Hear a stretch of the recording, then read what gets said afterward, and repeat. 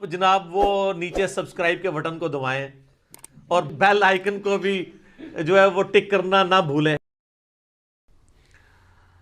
لیکن اس کے برعکس جہاں تک 14 اور 15 شعبان المعظم کی درمیانی رات جسے شب برات بھی کہتے ہیں، یہ برات عربی کا لفظ ہے، چھٹکارے کی رات. ان کا کلیم ہے کہ یہ جہنم سے چھٹکارے کی رات ہے.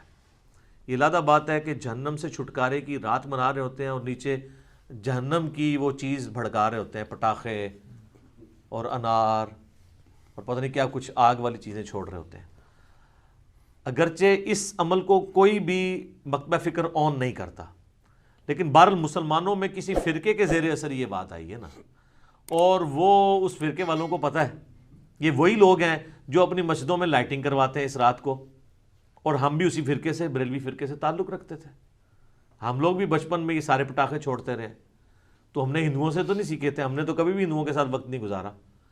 اب آگے یہ تو دعوت اسلامی نے جب لوگوں کو ایجوکیٹ کیا کہ یار یہ غلط کر رہے ہو، یہ یعنی حرام ہے یہ کرنا، تو تب لوگ ایجوکیٹ ہوئے ہیں.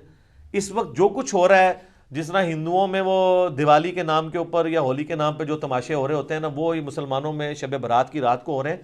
یہ ہوئے مسلم سکولرز کے ہی زیر اثر ہے، کیونکہ دین کے نام کے اوپر وہ رات منائی جا رہی ہوتی ہے نا.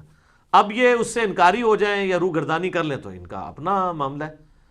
تو اب اللہ کے فضل ہے کہ چونکہ ملک کی اکانومی ویسے ہی گر گئی ہے، اس لیے اتنا خرچہ کوئی کرتا نہیں ہے.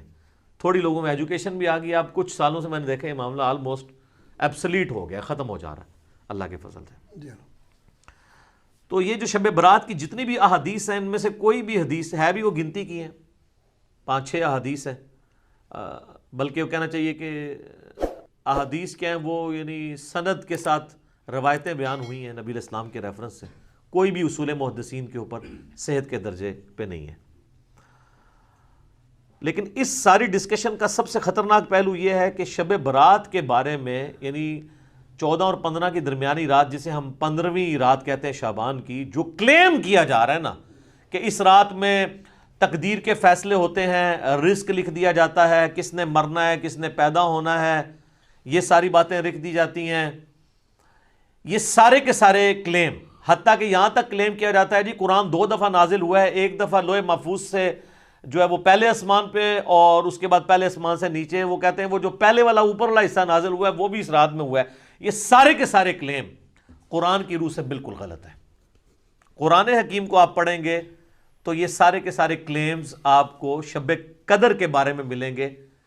قدر کا مطلب بھی ڈیسٹنی کی رات، جو رمضان المبارک کے آخری عشرے کی تاک راتوں میں آتی ہے، اور بخاری مسلم میں کئی احادیث اس کے اوپر گواہ ہیں، وہ میں اینڈ پہ انشاءاللہ بیان بھی کر دوں گا.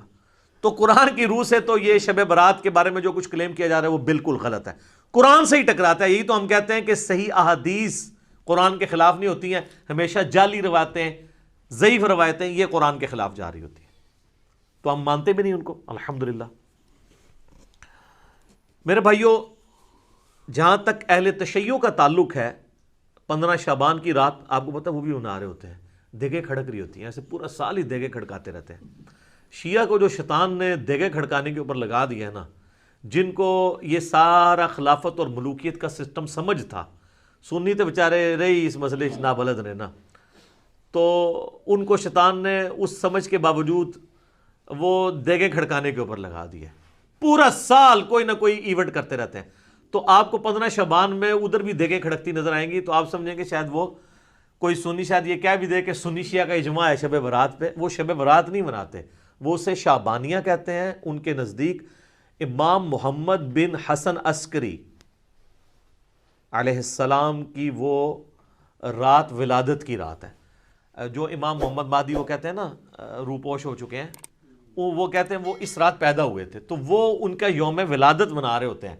اس شب برات کو وہ بھی نہیں مانتے، وہ اس کو شعبانیہ کہہ کے منا رہے ہوتے ہیں. تو یہ میں نے کلیریفیکیشن ضروری سمجھی اس حوالے سے، بعض اوقات ذہن میں آ جاتا ہے نا. شب برات سے ریلیٹڈ میں نے مسئلہ نمبر نیو 44 بڑا ڈیٹیل ریکارڈ کروا دیا تھا 2017 کے اندر، 8 سے آلموسٹ 3 سال پہلے. نٹی گرٹی اس تک کور کی تھی. اب میں وہ ساری کور کروں تو کم از کم 2 گھنٹے چاہیے.